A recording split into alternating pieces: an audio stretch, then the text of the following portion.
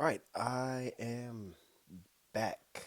Kind of hanging out, working on this talk still. So sitting around playing with some code in Maui. Let me close all but pinned. Where are we? Let's get to we're at the schedule view model. So I think we're gonna pardon me. So one of the things that I worked on last time I think was working on the schedule view model itself.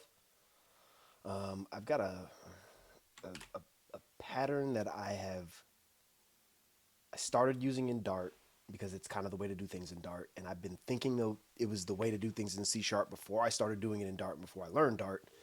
So now here I am, kind of solidifying this pattern in my own mind. Now, I have used some of these patterns to in my production applications over the past several years, but this is the first time that I'm actually putting together an entire code sample, a public code sample about how I approach these concepts. So, and this is because it's a contrived example, because it's not, a big, much to do example. It's a little bit easier to process and a little easier to see. Now, because it's a contrived example, pardon me, I've been walking and outside and mucus, pneumonia weather, as my grandmother would say. Um, what I'm kind of showing here is it would, because it's a contrived example, you kind of get to take away some of the excess cruff and kind of look at a cleaner example because there's not as much code. Case in point, this Xamarin application, even when it's complete, isn't going to be more than like 5, maybe 10 screens. Um, from what I've seen, the average Xamarin application moving from Xamarin to Maui was somewhere in like the uh, 75 to 100 screens is what I heard when I asked around. Now, granted, my sample size was small, but that's what I heard when I talked to people. And the Maui application, or the Xamarin application that I'm currently converting, is somewhere in the realm of 700 screens right now. So, and growing. We're still adding features. So this whole approach gives you a chance to look at it with a simple example. Um, uh, in my opinion, real world is what you make it. It depends upon, like, real world is what the requirements are in your world, because everyone's requirements are not the same at every place.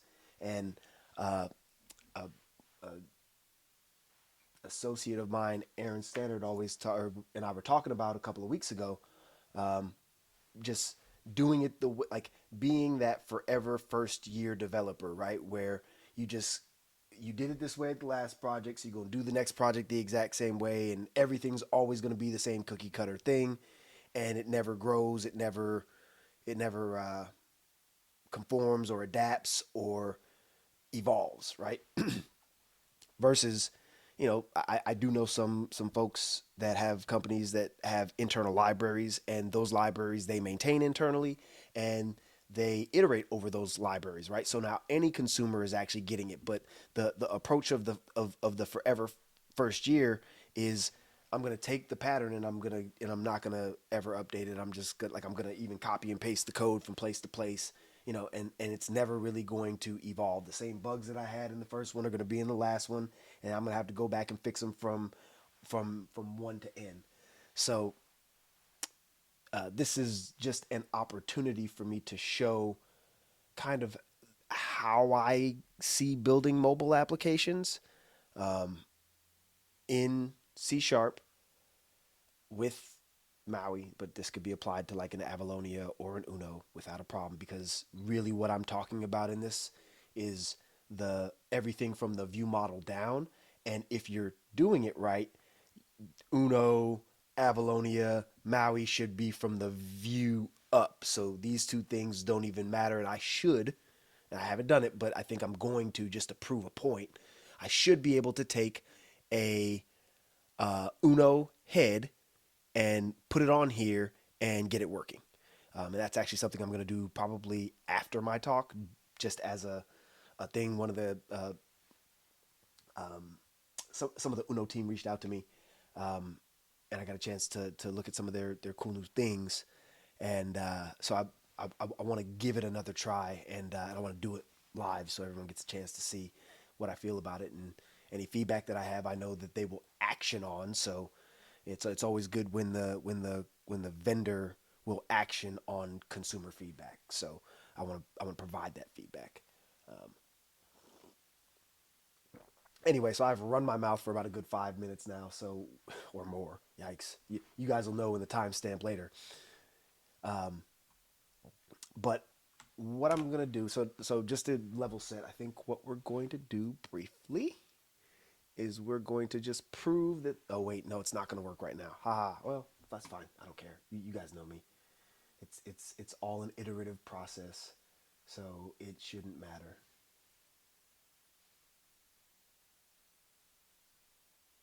It's launching. It's taking its time. Hey,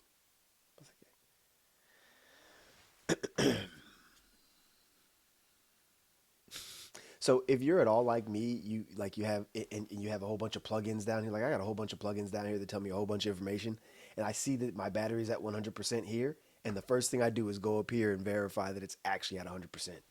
I don't know if it's just my brain is wired that way, not to trust information or what, but yep, come on. Oh yeah, it's blowing up right now as we speak. Yeah, okay. See, I've got a breakpoint here. Yes, I get that hot reload doesn't work. I don't care about hot reload. I wish you would stop telling me every time. I wish I could just be like, never tell me again.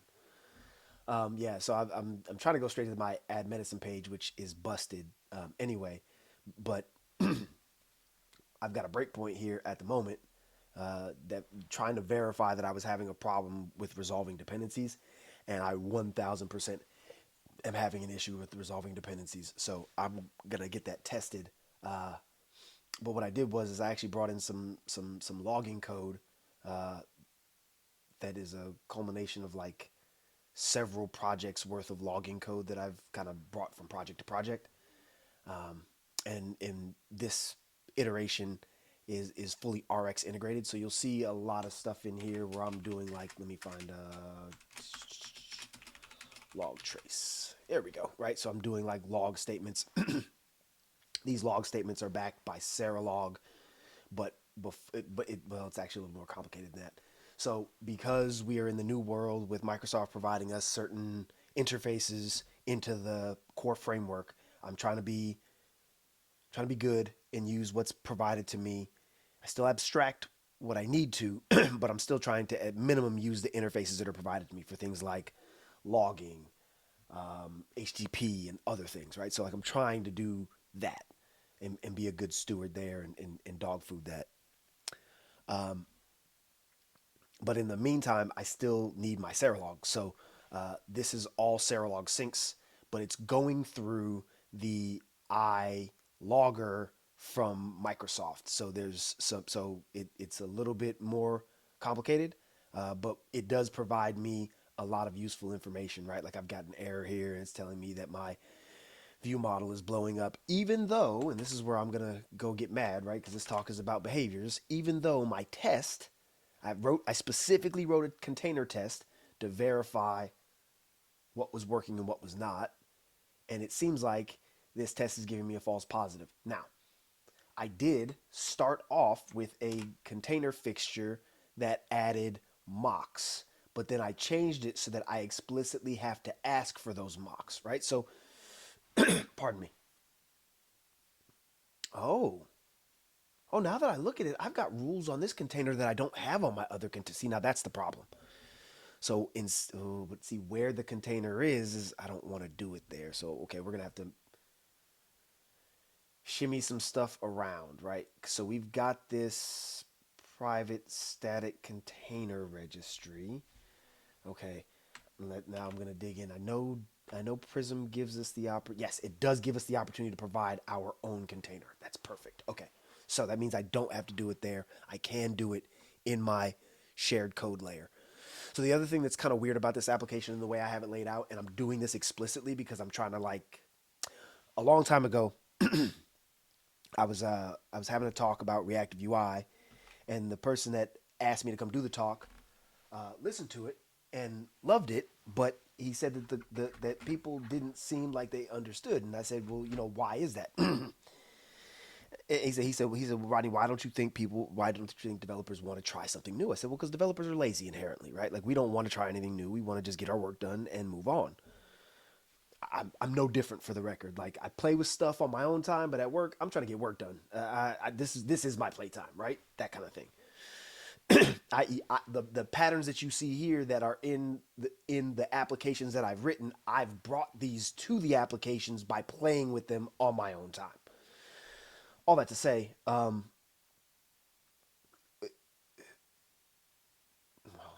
just lost my train of thought. Man, I'm starting to get old. Oh no. I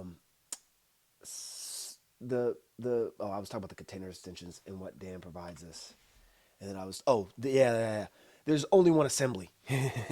That's the main thing, right? Like because there's only one assembly, um, I don't have to do things like have a data layer and have a like instead of doing what a lot of people do in the industry, they have their views and they have their view models and they have all that stuff. And most people would put all this right in their Maui application and they would tightly couple themselves to a UI framework. Well, I've been in the Microsoft space for some time. I won't tell you how long. Those of you who know me probably already know.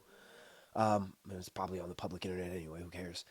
So I've seen damn near every UI kit that Microsoft has ever created get deprecated and removed, right? So and even ones they didn't, even ones that they brought in, like they brought in Xamarin, they took Xamarin from Xamarin and brought it in, and now it's Maui. And I'll say this: I've done also every manner of .NET upgrade, and when I say every manner, I've gone from ASP.NET Classic all the way to what are we on currently .NET 9. So I've legitimately had to upgrade an application for every single version of every single framework that Microsoft has ever put out. As a result, I've learned you don't want to couple yourself to the UI layer because you will shoot yourself in the foot. Um, and I learned that lesson for the last time recently.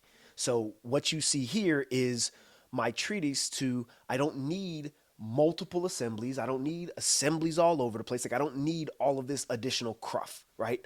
I can get by with putting all of my data, domain, and view model logic in one assembly and keep it tidy, right? So that's what I'm trying to do here. So as a result, I've got everything here and it makes it kind of weird, but I'm going to create my tracker container, right? We're going to give it the application name. I think, ooh, yeah, that's noisy. We don't want to, do it that way. It's going to be a has a relationship. This is going to be a static class, and we are going to have a I container, and we are going to call this, public static I container, new container. Let's make this a get so we can track how many usages we have. Let's do gets the application container. All right. So that is static. That's static. That means that whatever rules we had in our test, we will now put. Yeah. See, this is exactly. So this is the whole point of the talk is the behavior driven aspect of it, right? So I need to verify the behaviors that are in my system because clearly I think I have them covered in my test. I'm running the application live and it's not working, right? So there's a behavior problem and I'm trying to identify that behavior problem. So by doing so, I'm going to ensure that the behavior that I am setting up here, yep, we're going to copy this pasta and we're going to say tracker. Yep. Oh, it was right there. It was right there. Dot container. There we go. Crickets. What does it say? Dry IOC container is not assignable to parameter type container. That is because You are doing it wrong. You shouldn't be taking in a concretion. You should be depending upon abstractions. You know better. Oh, and that means this needs to be. Oh, I can't do that there. And that's why this one has to be the. Oh, womp womp. I'm about to shoot myself in the foot and prove that I don't know what I'm doing. This is a container, so I need to okay, so I just need to return the container and hard cast it here. That's fine. I don't really want to, but that's what I'm gonna do. Because that's the simplest path done, and if I need to make it nicer later, I can do that. I'm not really concerned about it right now. Oh, uh-oh. Uh-oh. Let's copy that, put everything back. I was also having a conversation with a developer earlier this week, maybe, about how we should be incrementally using Git, right? And I'm not doing it now, but basically what I should be doing like right now after I've done this, after I get this part done, which is actually what I am going to do. I lied. I'm going to do exactly that. Once I get this part working and the test working, represent, or no, contains, yeah, because this is a has a relationship, not a is a relationship. So contains the application container. There we go. And I'm using Dry IOC. I don't know if you've used it before, but it's a fantastic IOC container. And I was a big fan of AutoFac before I used Dry IOC. I.e., like when I moved from web to mobile, I brought AutoFac with me to mobile, and I was like, yeah, it's gonna be my thing. And then they stopped supporting mutable containers. And while we could go back and forth about the correctness of container mutability, there are certain things that it's convenient for. And as a result, I jumped right in on it. So I switched over to DryLC. It was really easy. There was a conversion. There's even like the library author even wrote a conversion from AutoFac doc. Like loved it. It was great. Okay, so now I have a consistent container, right? And I'm not. Oh no! I need to make sure that my application is also using this container. And I'm apologize for the public service announcements. I like to talk about the good libraries that I consume because there are enough not good libraries out there.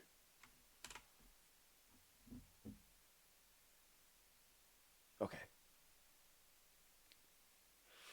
Private static read only iContainer registry. So now my container registry is going to take the container that I have. The container is setting the rules here. So the rules are set for everyone everywhere.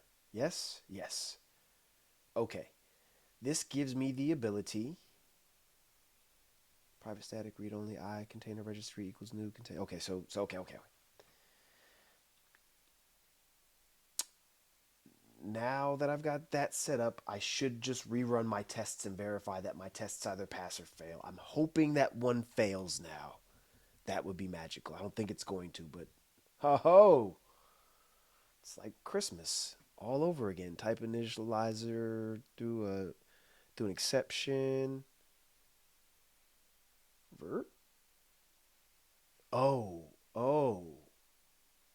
No. What? That doesn't make any sense. Type initializer container fixture line 22 container var container is I container question mark. Oh, I've seen this before where you get type initialization errors as a result of doing this type of initialization. So I think the answer is, and if you ask me how I know this, it's if this works for the record. I don't know if it's going to work. Private static. If this works, I'll tell you that it's because I've actually encountered this problem before and spent much more time than I wanted to Googling a solution. Golly gee willikers, Batman. All right, so now if I do that, it's going to tell me to make constructor non-static, but that doesn't make any sense. This is a static instance. It has to be. make constructor static. So, okay, so then it doesn't need to be private, but I should have a modifier, access modifier on it. That should be one of my rules, but maybe it doesn't work with static. I don't know. Maybe yeah, maybe static is weird. Okay, so that does that. Maybe now I get a type initialization of everything being okay. Nope. Okay, so that didn't work. So I'm gonna leave this. So now this is where we start getting into having Git as a tool, right? So Git status. I've changed the platform logger. So Git add. Oh wait. I'm on main. Git checkout dash B feature slash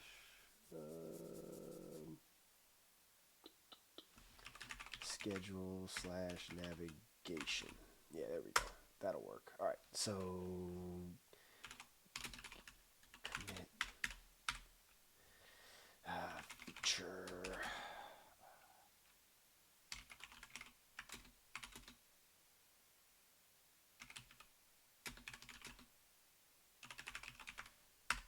There we go. All right. So I now I can do micro commits from this point, right? Like I get the opportunity to do micro commits from this point, and what that allows me to do is let me actually go check my thing real quick and verify that it's actually up and running. I can now use Git as a history marker, right? So I can find something that works, find something that doesn't work, and keep moving back and forth.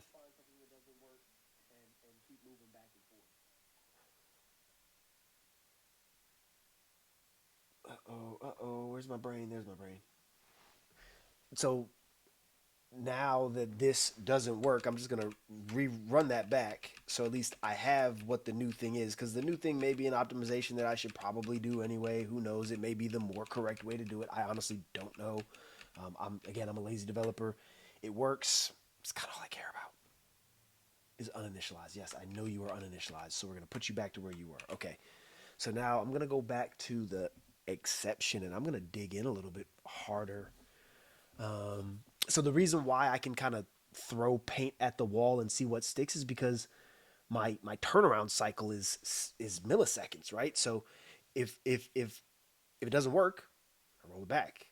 And now instead of having to spin up the application and navigate to the page and see whether or not the thing works, which takes minutes at a time, I have milliseconds worth of time and feedback loop.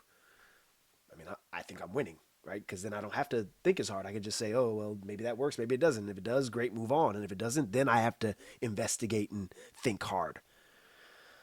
Okay, so the type initialize for the. Okay. Why would it throw. Oh, it's throwing it on the Git container.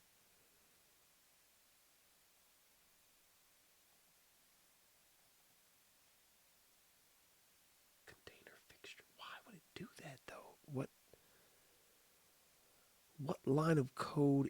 Okay, in the container fixture, it's line 18. Oh.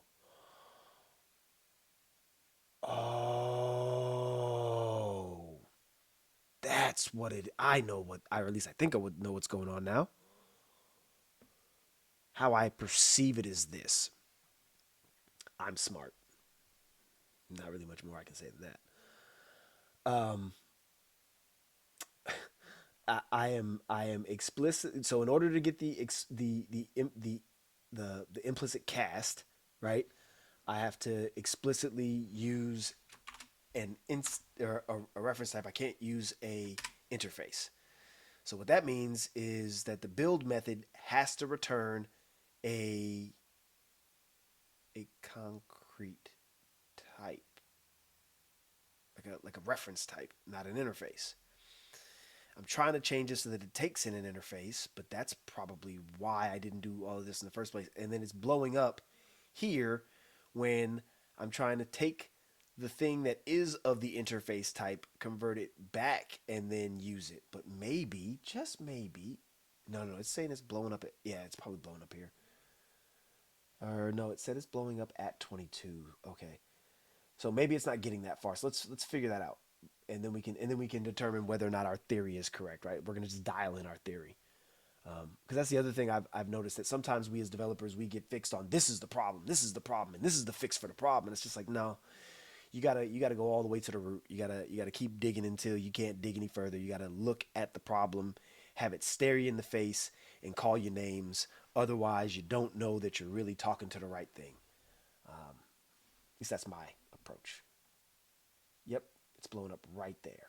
Okay, so it's blowing up there, and it's going to the container, and it's doing a public static container. Why would it give me this? Why would it do this? I gotta be allowed to create a static container, right? Maybe this doesn't need to be static. Oh, it wants me to make the class static, so the class needs to be static. My container instance. So when I changed it so that yeah, because it's blowing up on the getter. It's blowing up on the getter. So okay, let's dial it back. We are gonna do this. We're gonna create a session specifically for this one, and we're just gonna bang on it. Oh, oh, oh, the universe is so funny, man. Okay, but oh, that is interesting.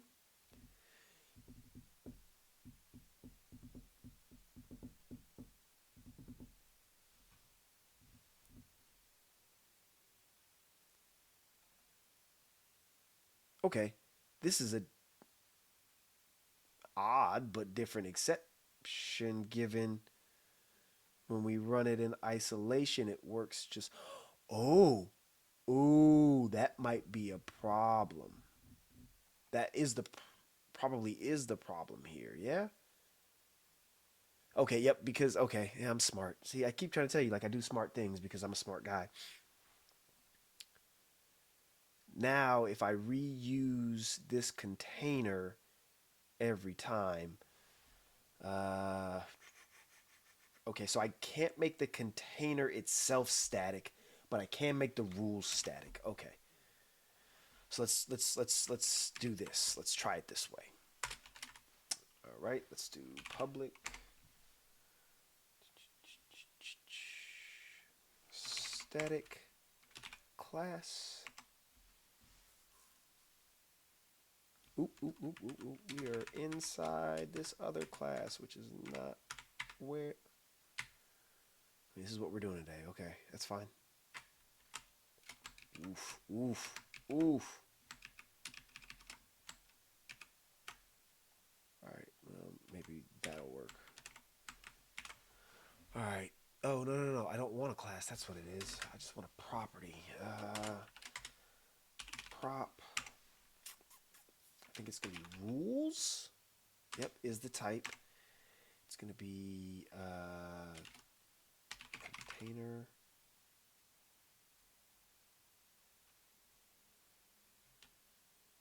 No, we don't want it. We don't want it. We want it to be the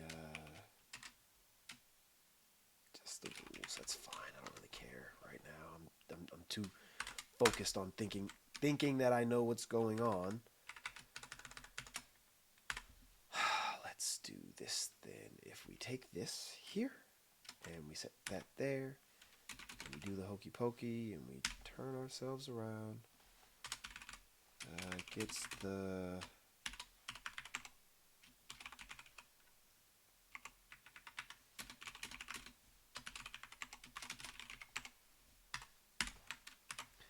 all right. So gets is that non-static? Oh, it needs to be static. Make property static. Okay. So now that that's static and we have that, we don't technically need this, right? Because we can just, anywhere we were using this, we can just use these rules and create a container, right? So we should be able to just do here, all we have to do is do container tracker rules. So it'll create a container underneath the hood for us. So we don't need it there. And then going back to our here, we don't want a static instance because that was the smart thing that we broke everything, right? But again, we had tests in place, so who cares? We found out in like seconds that it was broken as opposed to hours. We didn't write a whole bunch of code and then figure out, an hour later and then have to debug for another couple of hours to figure out we made this mistake. We found out minutes. We're just going to do tracker container dot rules, right? So that way the rules for container creation are encapsulated at least. Now we can get rid of this.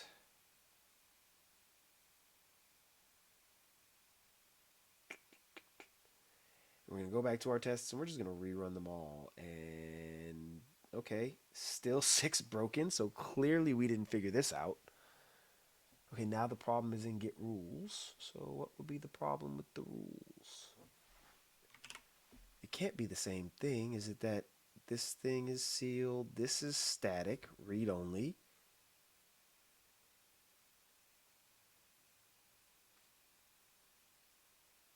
With auto concrete type resolution. Yeah, I think I need that one. Constructor with resolvable arguments, better name. Constructor with most search for the public constructor with the most resolvable parameters, or if those container exception if not found works for both resolvings. Okay, so all that seems fine.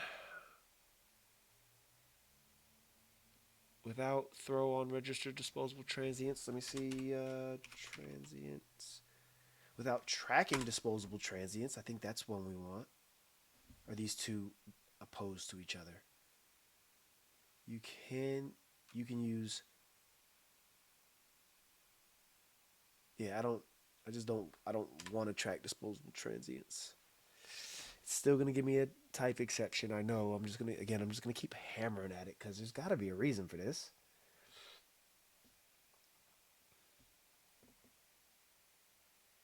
Okay. What happens if I do this? And I set this to a container.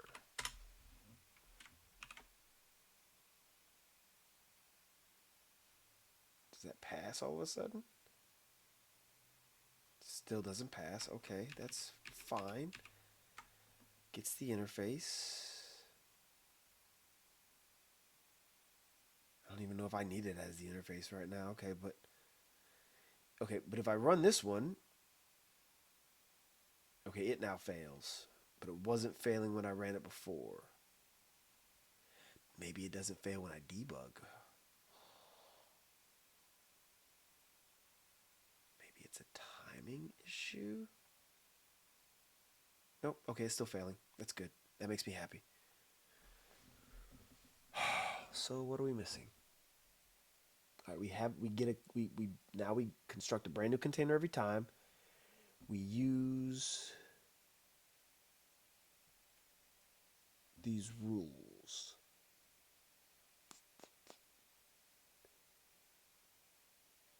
But if I don't use any rules, all this works, right?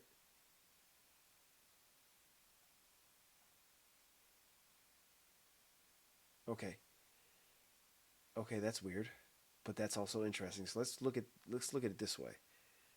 Expected result, but found null.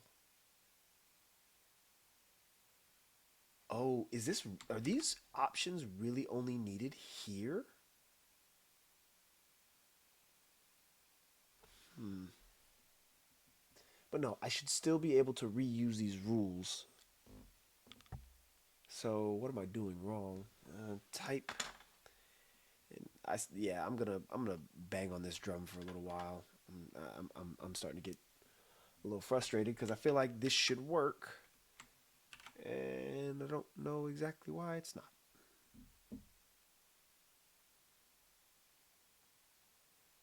So, okay, I'll bite. If I do a lambda expression, what do I get? That means I'm returning a new set every time. Technically, I go back to having 6, which means this one is broken again. Missing. Okay, here we go. Field not found. Default. Oh.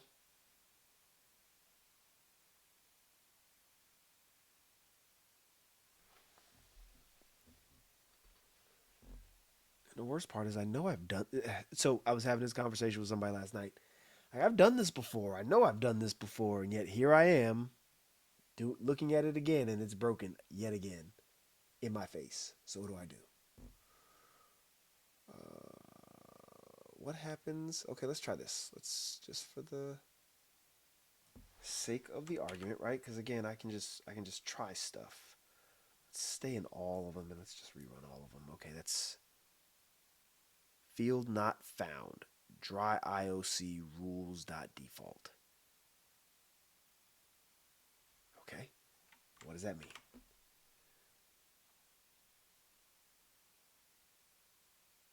Okay.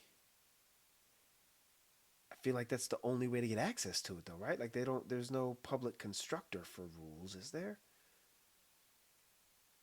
Okay, there's Microsoft dependency injection rules, which I don't want.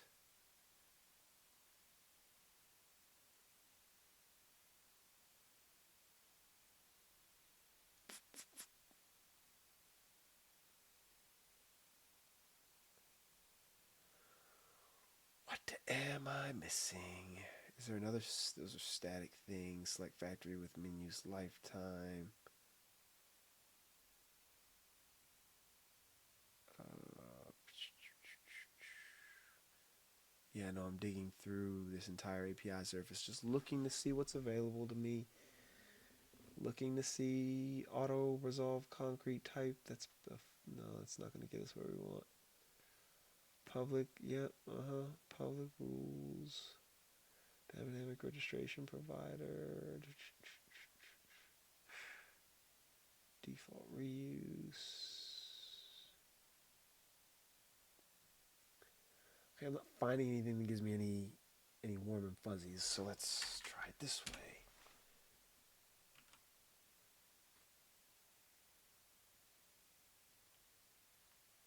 Okay. Default dynamic registration flags. That's not going to get me where I want. Microsoft dependency injection rules.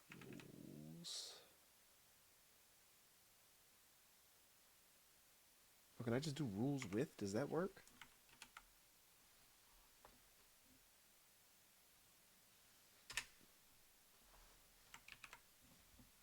Oh, okay. Clearly, I don't understand this API surface, so let me go look. And it's going to say factory method. Oh, I was using this in my tests, so I should be able to just go back and look at that, right? Okay, I need an instance of a container to do that. Okay, that won't work. Let's just do dot default dot. Okay, well I guess default would be, but like that should work by itself, but it doesn't. Is okay? Let's just try it. New rules. Yes, let me guess. It's an internal constructor. Yep, private constructor. Okay.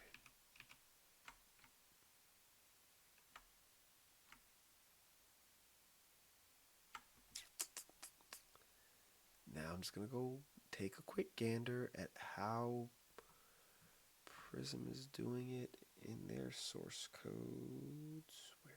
Where did it go? Where did it go? Where is it?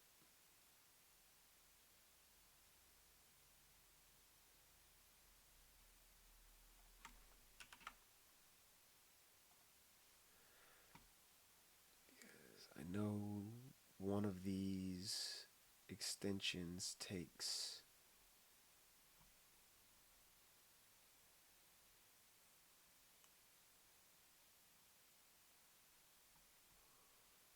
I could have swore one of these took inside the app builder.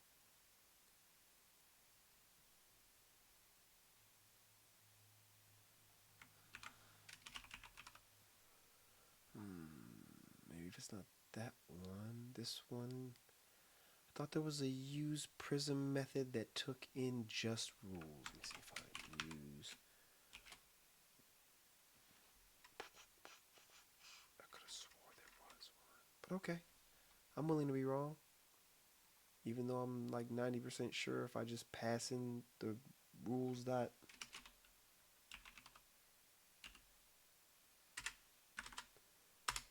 this will figure itself out.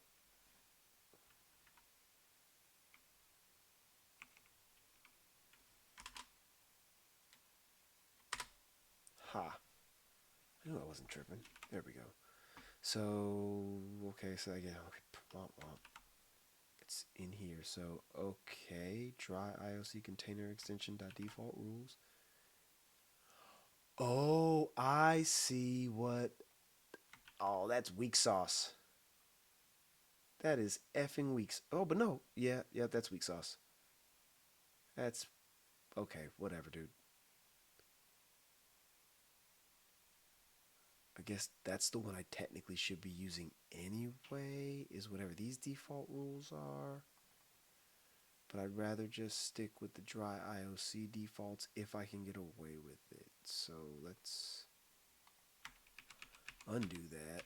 Let's leave that. That container registry is going to use rules.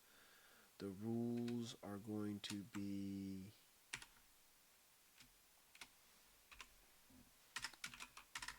womp, womp, womp, womp.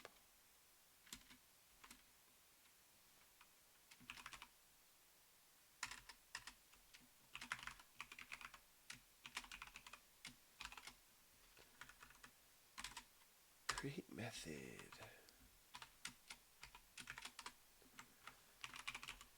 So today we learned what type initialization errors are. Ugh. For the third time. It's been about that for me. Ooh, ooh, ooh. Let's see if that works. And then I'm going to go back and look just to make sure that I'm not tripping. Because, oh no, that's all dry IOC. Yeah, okay, here we are. Yep. Oh, that also. Oh, I also haven't learned that lesson yet either.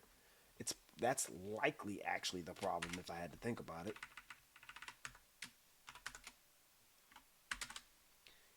Introduce variable. Add default, right? But I don't want this. Can I refactor this to introduce a field? Uh,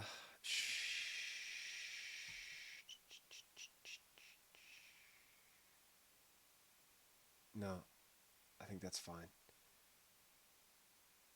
You know what? Again, let's let the testing decide how far we have to go on writing the code. Mm-hmm, mm-hmm, mm-hmm.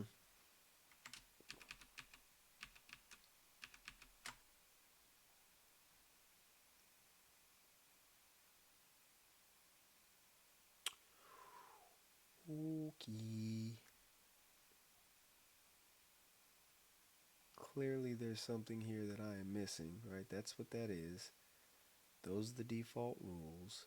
This is a private static. The class itself isn't static.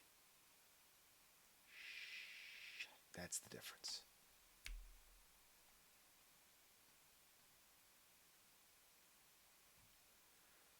So I don't want the class to be static.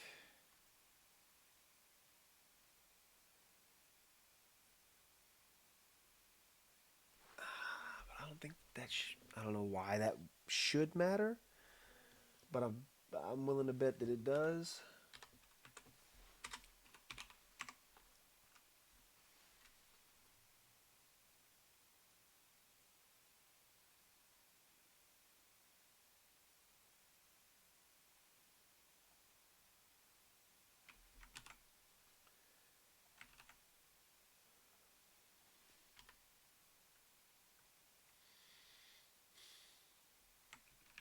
That's not going to work.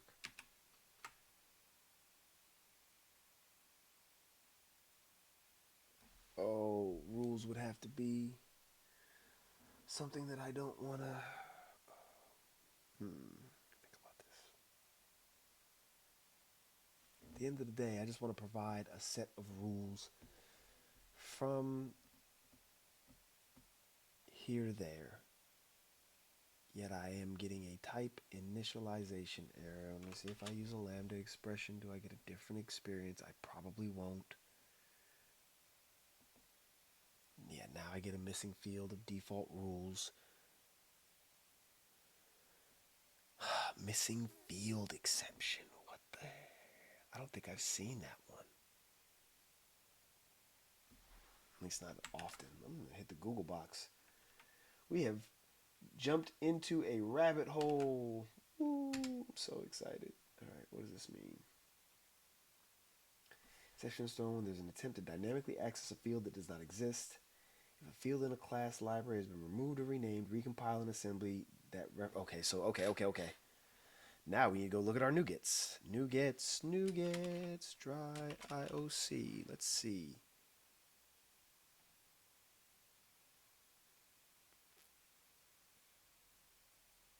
Stinky cheese man. Got us again. Hold up now I got a better question because I have central package management turned on. So how the heck did that even happen?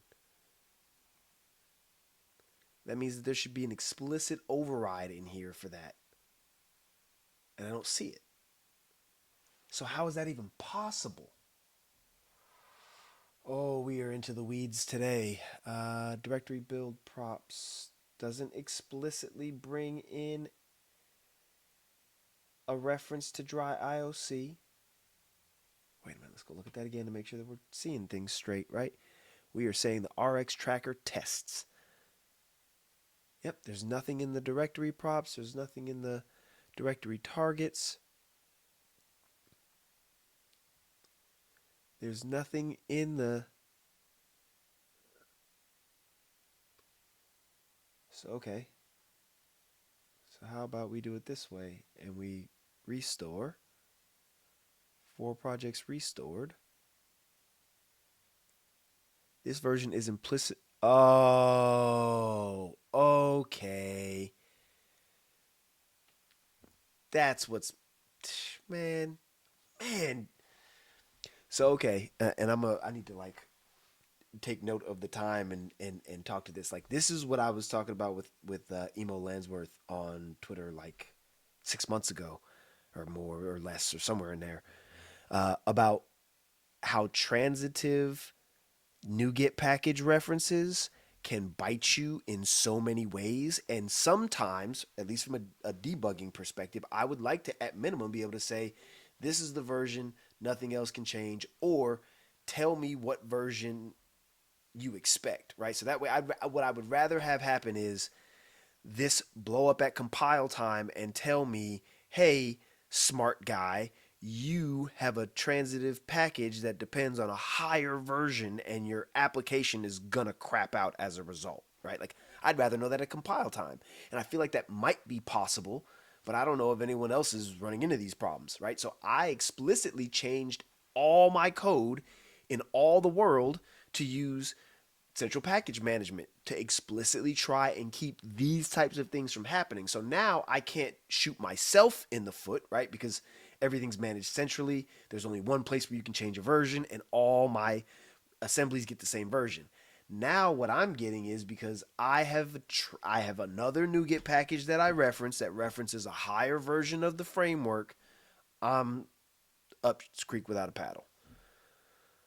Okay, so now I gotta figure this out. This is extensions, testing, and substitute. So rocket surgery dot surgery and substitute 903. What's in the 8 version? Because I have to believe in my brain that the 8 version is better off.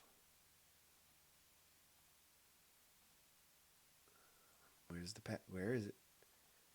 Come on, computer, you can do it. It's gonna start spewing black smoke here in a minute. It feels like.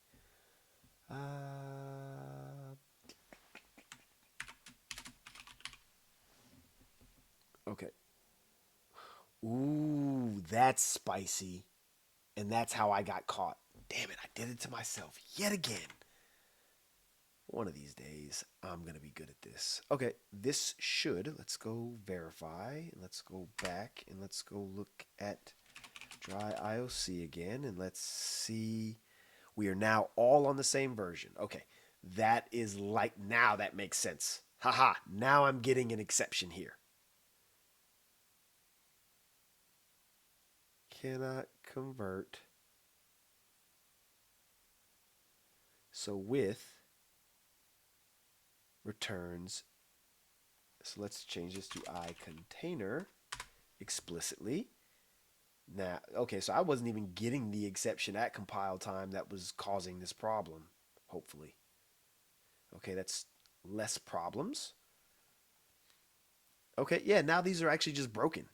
That's fantastic. So, okay. So now if I go back to my container here with my rules,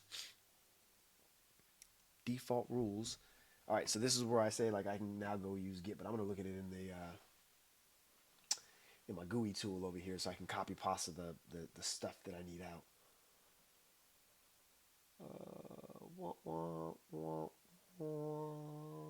There it is. All that goodness. Copy deleted lines. No, I just can I copy?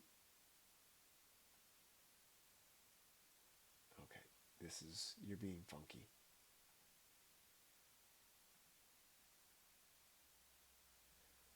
So let's do it this way. Let's legitimately just discard these changes. Hold on, and let's go ahead and discard these changes altogether. And let's rerun this and see if we get failures. Contains no rules. Huh. Did we just do that? I think we did. So okay, let's be smart about this. Let's copy this. Okay. Yes, reload from disk. There we go. We're gonna set this here to that. I'm gonna go back to our tests. We're gonna click the button again. Yay, tests passing again. We win. Okay, so now all the way back, all of that. Let's commit this code.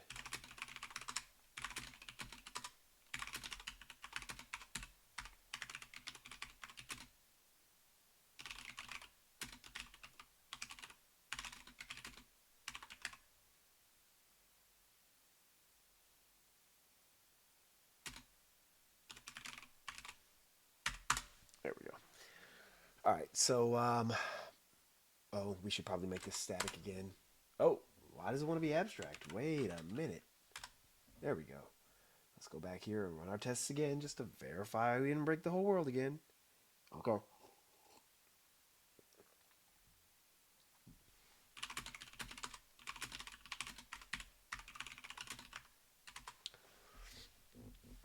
Um, okay, so all the way back to the point that I was originally trying to make. Gosh, man, this is an interesting place we find ourselves today.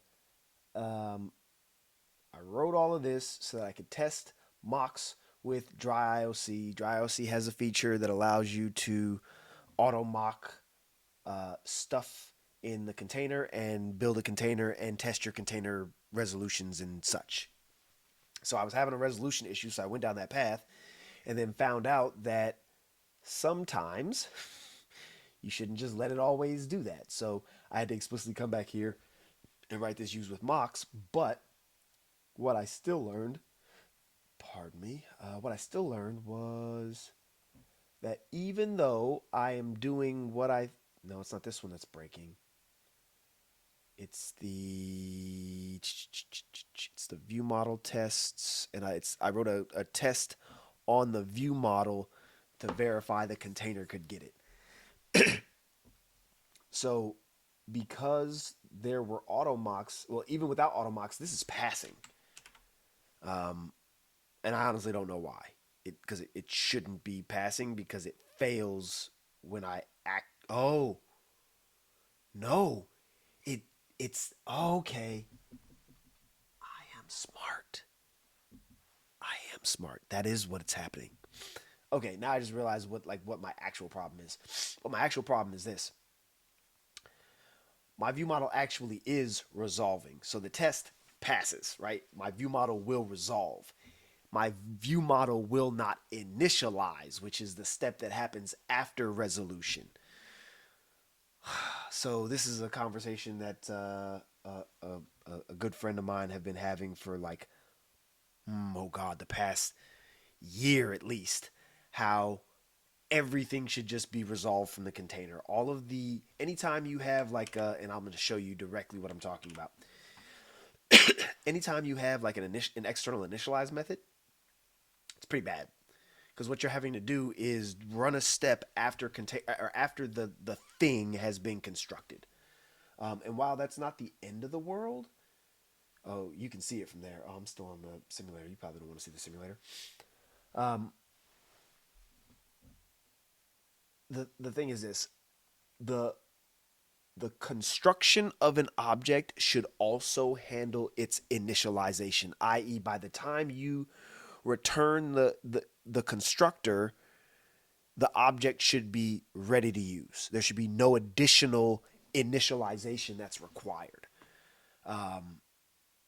So what you're seeing here is the way I've been doing this for years because I haven't been able to easily achieve the container approach. And that's part of the conversation that my colleague and I have been my friend and I have been having is trying to determine how we would even make it happen. We actually think we have a way now, so we're kind of trying to craft some brainchild approaches to it. But long and short is this: I have an initialized method or initialized command that happens after the fact, right? And I've got tests that verify all that. But if you'll notice, I also have my screens wired up to initialize. So while my binding context is getting set and my binding context is a medicine view model, what is happening is when I initialize it with real dependencies, everything blows up. So, what does that mean? That means that I probably need to change another test. So, this is where we talk about integration testing versus unit testing and testing small units and bigger units and whether or not you should be testing a single function and all that nonsense. Let me tell you right now, if you're trying to write a unit test to explicitly test that private method way deep down in there, you're doing it wrong.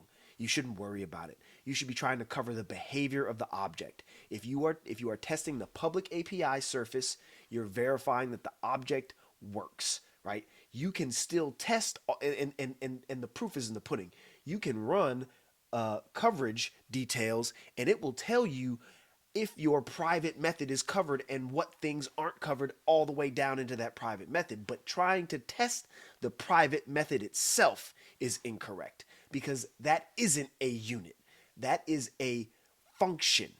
We're not doing function testing, we're doing unit testing. The unit is I was able to get all the way from the public surface to the from the beginning of the public surface to the end of the public surface without incident. All that to say, where this code is blowing up is right here, where my mediator implementation is calling. I know I'm scrolling fast. I apologize. Where my mediator implementation is querying to get data to bring back to my view model. So what does that tell me? That tells me that I should now go write a test against the container to verify that it is working. So where are my tests? That's my UI layer. I'm actually going to make another change real quick. And I think, let me verify that I've got no, because I'm gonna end up pulling some of these changes out. I'm gonna reorganize some things. I'm gonna do this, which I should have done earlier. Targets, and I'm gonna move this in here. Boom. Okay. Okay, that makes life easier. Okay, so now I go to my tests because I'm weird in my mind. I want my tests to be at the bottom of my Solution Explorer. I don't know why, but it's just comfortable for me. Not everybody's like that. And again, this is my code, so I'm gonna do what I want. If I'm on a team, I do what works for the team because it's not about me. It's about the team moving forward as expeditiously as possible towards a common goal. Uh, okay, so I have container tests that test all that. I have domain tests, but now here's the $64,000 question. Is testing the mediator, and I'm actually going to ask this to my buddy later when I get a chance to talk to him, because I'm like, man, I don't know if this is the right thing to do or not. So I'm going to try it and I'm going to see if it's the right thing to do. And if you see this code change at some point in the future, you'll know that I did it wrong. Sorry. I got to be. So I recently watched one of Kent Beck's talks. Kent and Beth were talking about the forest and the desert, and they say one of the things you got to be able to do in the forest is iterate, right? So I don't have to have it right the first time. I just have to have it working well enough to pass what acceptance criteria are in front of me. That's it. And if I have to throw away if I write it and I have to throw it away 3 times to get there, then still better than trying to get everything done all at once. And what I mean is this: years ago, I used to write code, and I would write I had a sprint. I had to deliver some code. They wanted me to deliver 13 story points, whatever it was, doesn't matter. And I got a week into the sprint, and I hadn't committed anything back to the main repository. I hadn't submitted a pull request, nothing. Clearly, I missed the date, and I learned a very valuable lesson. Trying to satisfy all the requirements at once in one commit or even just one pull request is folly. Depending upon how you can break down the work, it should be relatively simple based upon let me phrase. If your architecture is sound, and this is where it's like over architected is like everyone says it's over architected. No, it's architected. You can't anyway. Can't over engineer these things. Like you're just engineering, like you're doing the work. So if you have your boundaries set up correctly, you can clearly see where to break down that work, right? Like you have a domain, so you do domain stuff first, right? Like you have a view model, so you do your view model stuff. You have a view, the lines are very clear, which is why I prefer this folder structure, this feature slices, because when you put everything by type, you lose a lot of context, and you start to blend in stuff where it doesn't belong.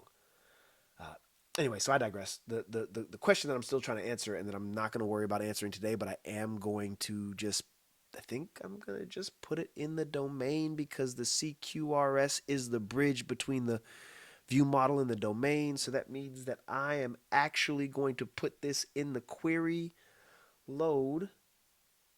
Oh, that's why. Haha. Here we go. This is where the auto mocking bit me, and why I explicitly added a method to my fixture to add it. So now this is where I'm going to win. I've already written the test. My test is a false positive. Now I know, because I've gotten additional feedback, that my test isn't correct. Now I can rerun my test. My test fails. Ha ha ha. This is fantastic. This is fantastic. Like I love programming, and I love programming more when programming is enjoyable. Programming is enjoyable when you're when you can look at the problem and not be stressed about how to solve it. And in my opinion, leaving yourself this behavior trail is the way to do it. Okay, so now I realize this is my faulty test. My test is faulty. So how do I fix my faulty test? Unable to resolve unknown service, which is exactly what I'm getting in my. Oop, can I find it? Where was it? In the build? What, is it still there? No. It's gone. No, that's build. We would want run. Oh, it would be in the debug in the console, but it's gone too. Okay. Yeah, it's gone because okay. Yeah, I lose. But anyway, take my word for it. This is the exact same exception that I'm getting, because I added the logging last night and looked at it and was like, "Oh, I'm smart." And I said it even then. I was like, I thought I had a test that covers this. I do have a test that covers this. It's in the correct place. I've already put it in the domain where I want it. The problem is that I was using the auto mocking feature that I don't understand yet to do something, and as a result, it's giving me the false positive. So while I can allow my container to auto mock, right? This, in my opinion, defeats the purpose of this particular test. This particular test is supposed to verify that when I use the underlying query, right? Like when I use the underlying load medication query, that this query handler resolves without a problem. As a result of the auto mocking, a mock is put in place of this iMedicine API client, and when that happens, I get a passing test. So removing this gives me my failing test, and now I want to do with registration, and I want to explicitly say, oh yeah.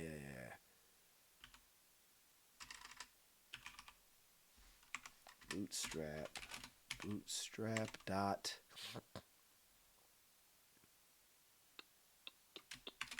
register.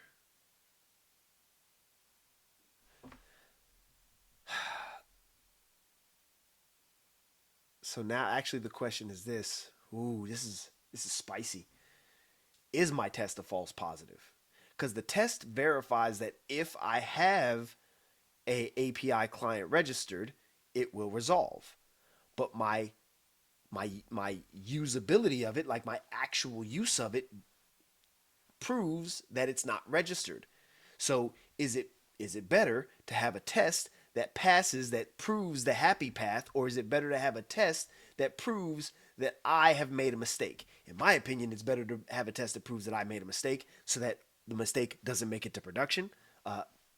We could debate on that, I'm sure, till the day is long. But I am going to sit here and do exactly that. Medicine. I'm going to make myself feel better about this. Yeah, because now it's going to tell me that it doesn't have one. Oh, I'm so smart. I do smart things. Uh, for those of you who are listening and don't know that reference, that is, I'm pretty sure that's a Simpsons reference. Yeah, it is. It is. I can see Homer on fire in my brain. The API client. I think I'm gonna. Hold on, let me do this.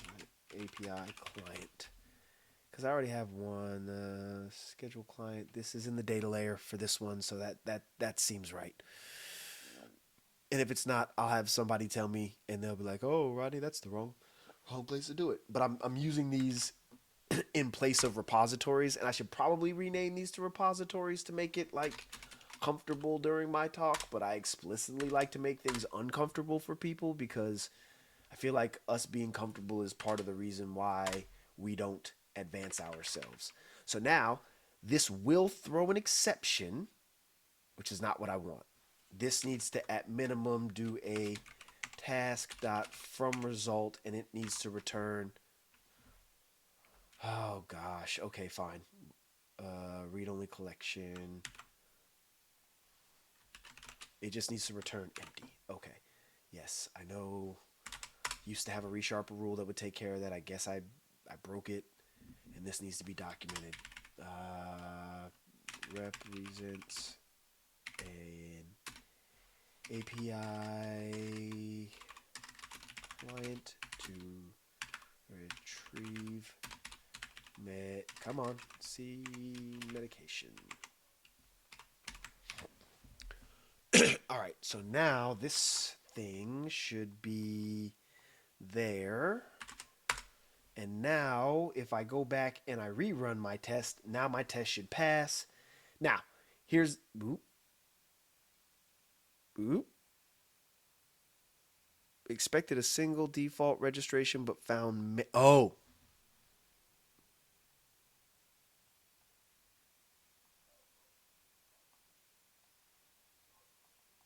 I think I know what's going on there. This actually is no longer needed. I think because I have some assembly scanning in. So we'll take this out and we'll rerun it. I still don't even think we've gotten to the point of what I actually want to do. Yeah, that's what it was. So I've got some assembly scanning going on. That's scanning the assembly of CQRS, which will get everything that's done by an interface and automatically register it, specifically so I don't have to register each and one of my mediator handlers.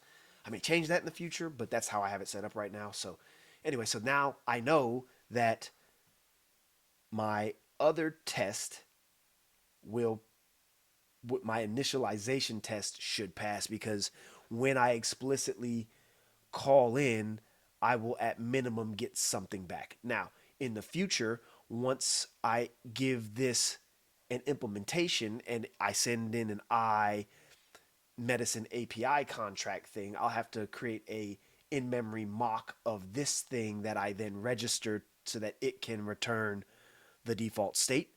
But that's a tomorrow problem. I'm not worried about it right now. Git status. Ooh, let's do this.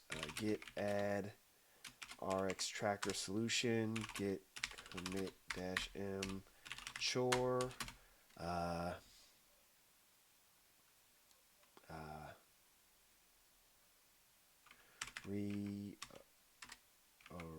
rearrange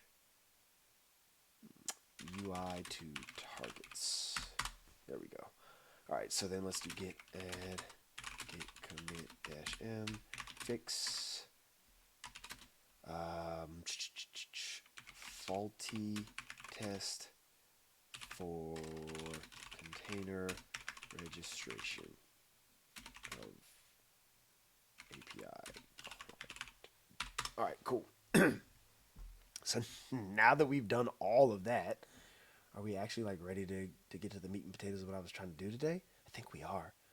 Because now that means that the that's wait a minute now. Let's think about that. Is it this assembly scanning that's actually doing that? Let me think about this.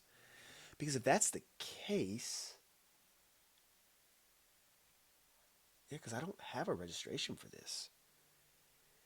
If that's the case, I may not actually even need any of these modules that I have constructed. But if that's the case, I would also be getting feedback of that from the application. So let's, you know what?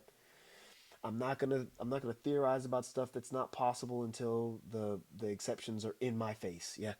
Because in my opinion, that's a form of over optimization. Oh, this might happen. This could happen. I gotta protect against this. Um, I don't know. It might. Coulda, woulda, shoulda, didn't, don't know. When it happens, cover it with a test. If it doesn't happen, I mean, cover it with a test. I don't know what to tell you. Yes, the navigation is now doing stuff and things because the navigation has succeeded because I have gotten past initialization of the object. Debug. Let's now go through. Oop, oop, oop. We still have an exception. Pardon me. Unable to create view model. Add medicine screen, medicine view model. What's sort of found?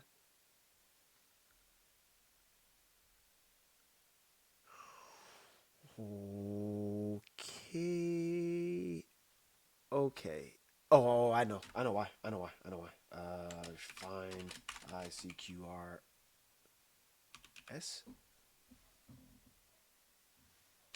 R. Okay. Yeah, here we go. Because I'm doing the assembly scanning for registered interfaces right there. So technically,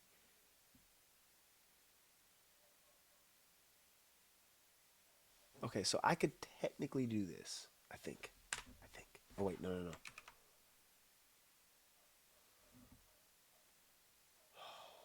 This is actually a really interesting conundrum because I just got done dealing with this yesterday. This should actually be scoped, but I'm going to get to that later. Maybe I do it this way. I'm not really a fan of this type of assembly scanning. Um, that said, I do it. Whether I'm a fan of it or not, I do it. Now, if I come here and do, no, I just want to. Is the line not long enough for me to chop it? It looks like it is. Oh no, it's not. It's not gonna do it, is it? Okay. Yeah, the line isn't long enough to chop. It's just because of this. So if I did implemented type assemblies, now this is big enough to chop. I'll chop it. That's fine. Then I'll get rid of this. That's fine. I would think my rules would actually do this because these are the rules that I thought I have in place in ReSharper, but I guess I don't. But that's how I want it to look. So that way I can see each one. It's so a lot of people will tell me, "Oh, Rodney, this is you're just a perfectionist. You just want like that. You shouldn't have so many lines of code, and that's just wasteful lines of code." Well, let's talk about that. Have you ever looked at the decompiled source of your application and noticed that it actually puts a lot of stuff that you write like this on the same line, inlines a whole lot of stuff? So the compiler does a lot of that magic for you under the hood. First off, this makes it more human readable. Second off, third, less merge conflicts. If I want to add one, right, there's another line versus if both of us change it and it's on one line. It's way easier to miss that on a code review, way easier to miss that on a merge, way easier to miss that on a rebase. I mean, so I have my reasons. It's not just doing complex things for complexity's sake. Sometimes it's doing it for the sake of maintenance of the software. Imagine that. Imagine doing things for the sake of maintaining the software, even though the business don't want to give you money to maintain the software.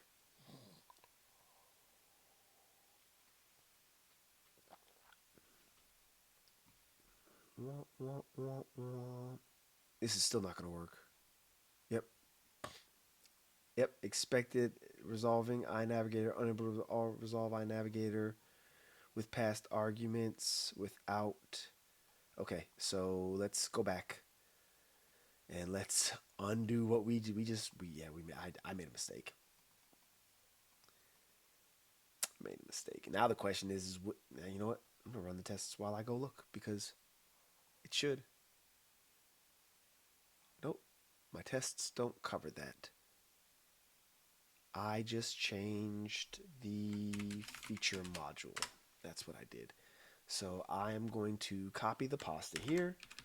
I'm gonna roll that change back to get my iNavigator back. Nope, I'm gonna get rid of that. I'm going to do that. I'm going to remove that assembly altogether. I'm going to remove that because I have my CQRS get assembly. And there we go.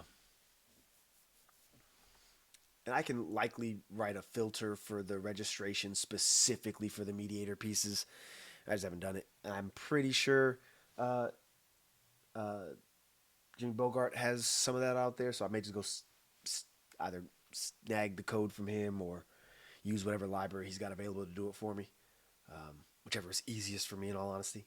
Yes, I always attribute. I may not attribute in line, but this project in specific, just before we get down the Rodney, you're stealing people's code. Yes, everyone steals everyone's code. It's not about stealing the code. It's about telling people you stole it from where you stole it from, so they can go back and do whatever due diligence they need. That's the license agreement. Why did? Oh, because we're talking about stealing code. That's why I went to the license agreement. It's going to be on the README. On the README, I explicitly say all of the libraries I use, and to that point, I don't have Mediator on here, so we're going to go add Mediator right now. Mediate R, and this I think it's under Jimmy's. We'll go look it up because I was just looking at the docs the other day. Mediate R. No.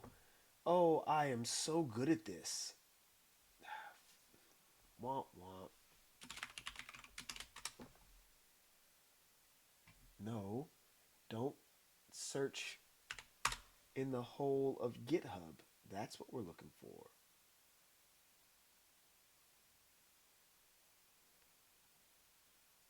Oh, this is ridiculous. I've never had this much trouble getting to this library.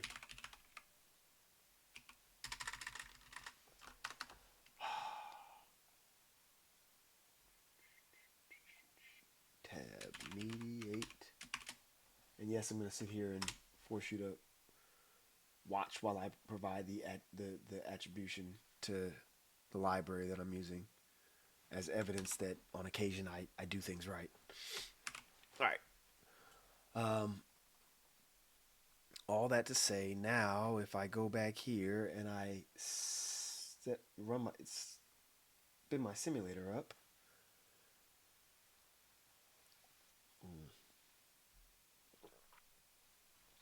Coffee, so good.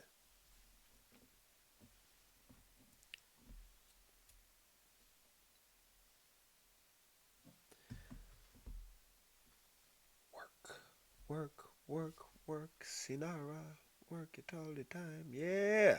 This is going to work now because it's going to resolve in here, and I should. Come on, should. No, we're not going to. I just want to put one breakpoint. Haha. Results may vary. Screen still doesn't. Is there an error in the console? There's no error in the console. I am in the loaded state, though. So the loaded state should.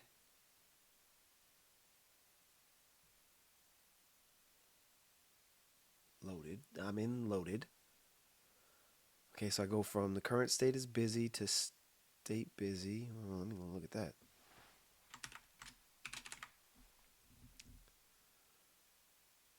Oh. Oh, I don't need to log this twice then. I really am that smart. Okay. I don't need to log this trace. I'm getting it off of. That's an optimization. Okay, so the current state is busy. The current state is loaded. I think I want to also, on entry, I'm going to log these triggers that happen too, so I know what trigger goes to what state. I'm going to put that in the Jazzmatazz. Okay, but if the state is loaded, that means that I should see something on the screen, right? Unless there's an exception that I'm not getting. All right, the next thing I think I'm going to end up doing is writing a subscription method that catches my global exception handler. As a matter of fact, let me go look at my global exception handler. Global exception handler. It's in the navigator.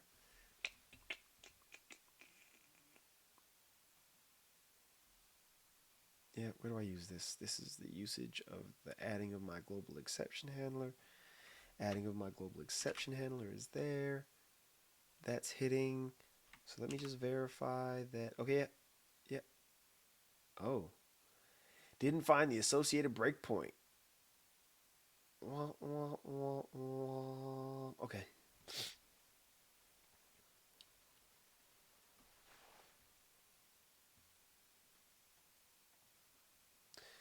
So the way I'm using my global exception handler is if it hits the global exception handler, this is like a critical thing. Like we need to probably go look at this because I don't know what other options do I have available to me. Critical error, yeah, I think I want critical because I want the world to know that we have a exception that wasn't handled at all.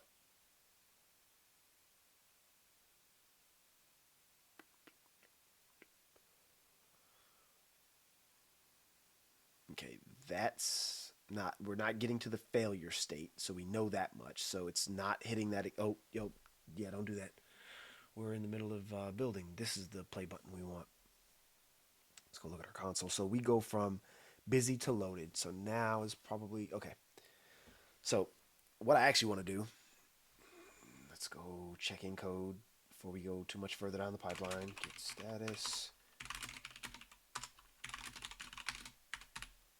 Uh, what did I do? Oh, I fixed the test.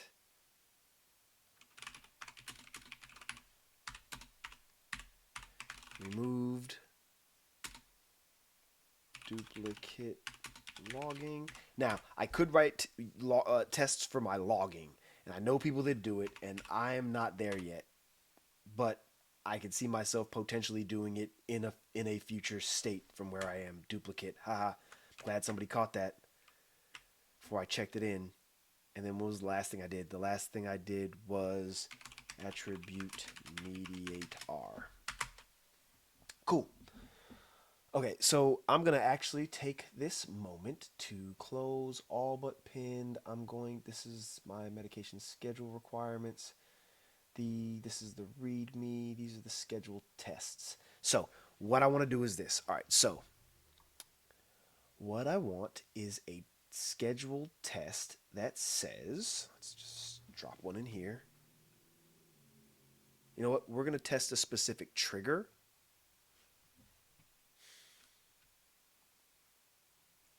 So I think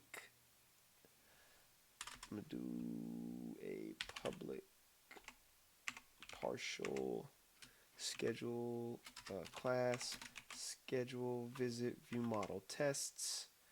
I'm going to move. No. I want to move it. No, don't get rid of redundant white space. Can we just move this? No.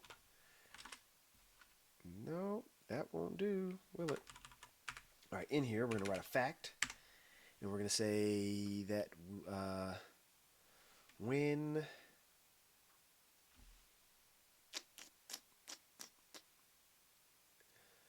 okay, so we are going to fire a trigger from the state machine, and that state machine trigger is likely going to be something like add. So add medication, right? Then should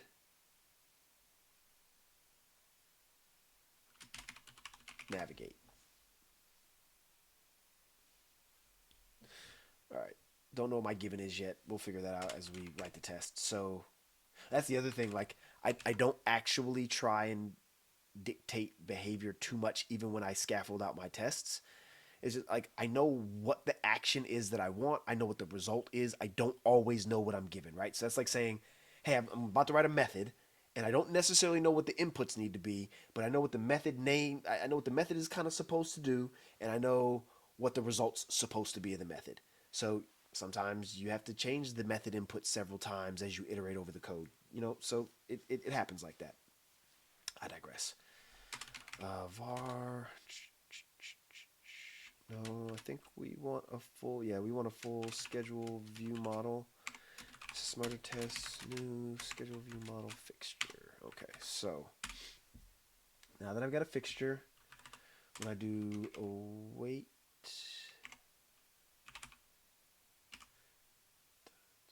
so I have to initialize the thing.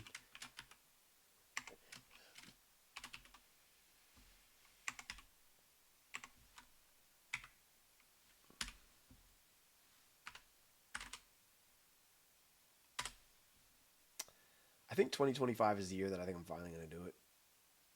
I'm not going to talk about it anymore. I'm just going to do it. I'm not even going to talk about it right now. I'm just going to do it.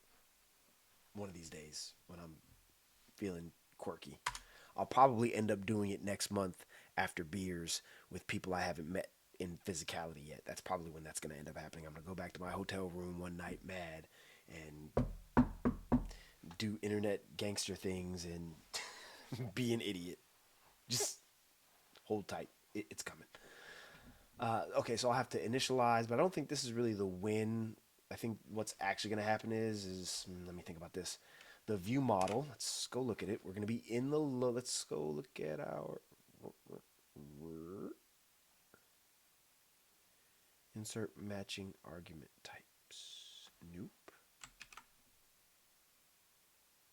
Void. The method type cannot be in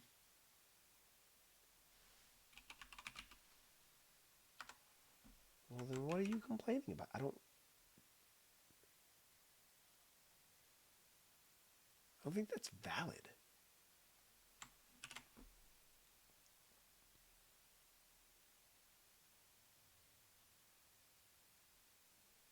Yeah, I remember when we wrote this code. So no, set doesn't return anything, so that should be okay. So what it's saying is that it wants me to create a statement body, but that doesn't change the problem. And now it's still wants me to insert type. Can it not infer the type of the medication schedule being nullable? That would be weird.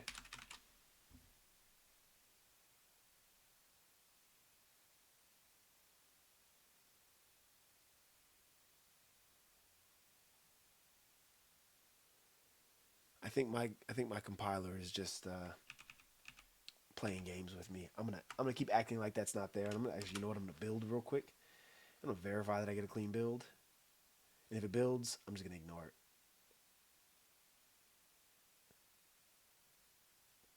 One of the bigger problems with all the source generated stuff that's coming out of C Sharp these days is I end up having to restart my IDE way more frequently than I used to. Now, granted, it's my fault for depending upon source generated stuff, but there's an ease of use there, right? Like, case in point, I've even written my own source generators for certain things. Yeah, right. See, I recompile, it's gone. Okay, fine. So I don't have to restart my stinking machine. Okay, so from loaded. Ooh, I don't want to do that. Okay, so let me put a to do here because this is going to be important. This should likely be a forward back trigger with the context of the date. Okay. Just as I go through the code, I like to put these to dos here for myself. I know a lot of people will tell you don't put to dos there. I in it at when I am doing it in a business setting, like for work, I generally end up creating to dos and linking them directly to technical debt items because that's generally what they are. Or if I'm just doing it in a local branch, like on my own feature branch, and they don't get checked in and merged into the main line, then they're generally just there as a reminder for me as I'm writing code that I don't want, because I don't want to solve this right now. I want to solve that later. Anyway, and I don't know if I want to be in day schedule when I do this, but I do know that I'm going to try this. I'm going to say, is there an int? No, I think I do need to be here, and I think I need to do a trigger of add.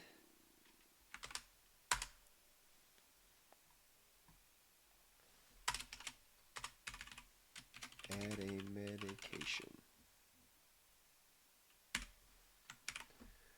All right, so this is going to try attempt to add a medication to the schedule, and the permit. Let me see. How have I done this in the past? I'm actually pulling. I'm going to pull up the stateless docs.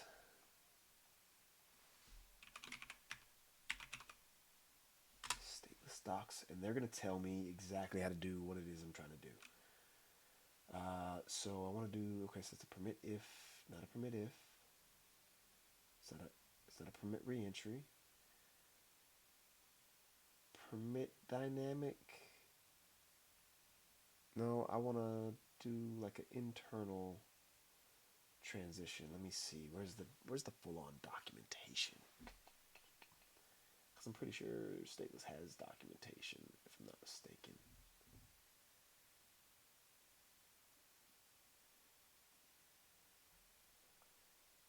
Is there a wiki? Yeah, simple state machine, which is archived. Getting this. I know Stateless has documentation. I know I'm not losing my marbles. I've seen it before, right? Where is it? This is one of the hard parts about open source is that the while I do think that every project should be able to do whatever they want, it makes it a little bit hard for some of the discoverability of certain things. Right? Like if there was a way to standardize that everyone had to have a link on the GitHub page, or if GitHub just opened up a specific spot for a link to documentation, right? Well, granted, I know that there is a way to do it in your like header of your project. If there was an explicit place for it, um, pointing people to that would be good. Discussions. Did someone really say this? Oh man, look, now I'm down a rabbit hole.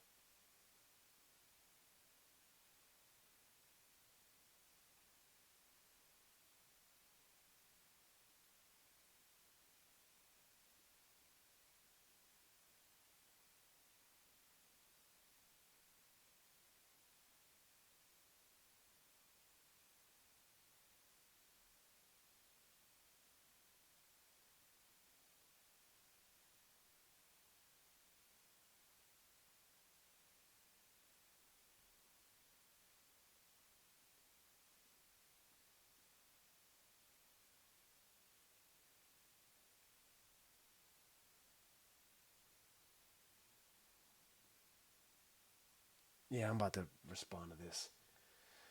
Uh, okay, so we didn't really get to where I wanted to get to today, but let me see. Stateless.net.